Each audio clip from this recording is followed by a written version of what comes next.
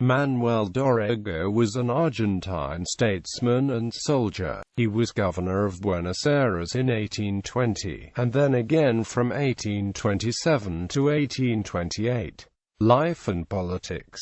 Dorrego was born in Buenos Aires on June 11, 1787 to José Antonio de Regard, a Portuguese merchant, and to Maria de la Ascensión Salas. He enrolled in the Real Colegio de San Carlos in 1803, and moved to the Real Universidad de San Felipe in the Captaincy General of Chile to continue his studies. He supported the early steps of the Chilean War of Independence in 1810, which led to the removal of the Spanish colonial authorities and the establishment of the first Chilean government junta. He moved to the United Provinces of the Rio de la Plata and joined the Army of the North, under the command of Manuel Belgrano. He fought in the battles of Tucumán and Salta, being injured in both. He was sanctioned by Belgrano for promoting a duel. As a result, he did not take part in the battles of Vilcapugio and Ihuma, two defeats of the Army of the North, and Belgrano regretted later the absence of Dorrego from them. Dorrego opposed the Luso-Brazilian invasion of the Banda Oriental, encouraged by Juan Martín de Pueyrredón to counter the influence of José Gervasio Artigas. He was exiled by Pueyrredón and stayed some time in Baltimore. He studied federalism in the United States, and thought that each state of a country should have some autonomy, rejecting the strong centralization into a single government sought by Pueyrredón.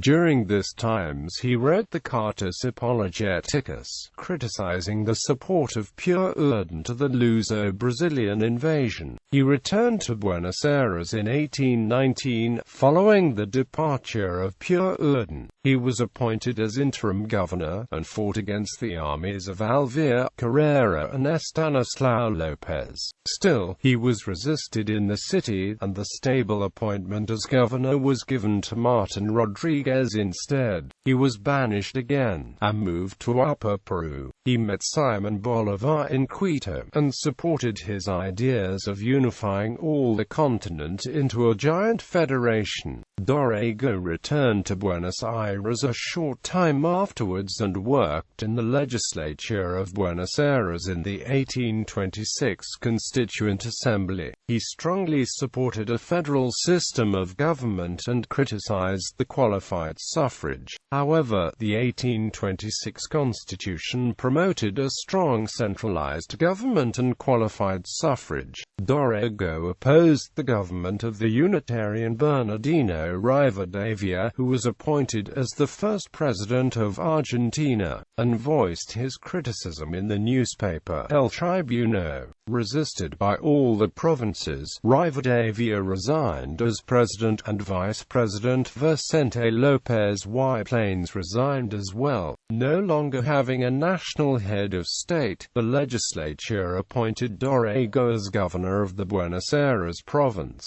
He took measures to support the poor people, promote a federal organization of the country, and ended the Argentine-Brazilian War. The Argentine troops were discontented with Dorrego because he accepted the conditions imposed by the British diplomacy despite the military victories in the conflict. Encouraged by the Unitarian Party, Joan Laval led a coup against Dorrego on December 1, 1828. Dorrego left the city and organized his forces in the countryside. He was defeated, and then executed by Laval. Laval closed the legislature and began a period of political violence against the Federals, but he was defeated and forced to resign by Juan Manuel de Rosas, who restored the institutions that existed before Laval's coup. Bibliography. Galasso, Norberto. Historia de la Argentina, Vol.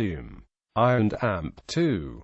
Buenos Aires, Colaway. ISBN 9789505634781.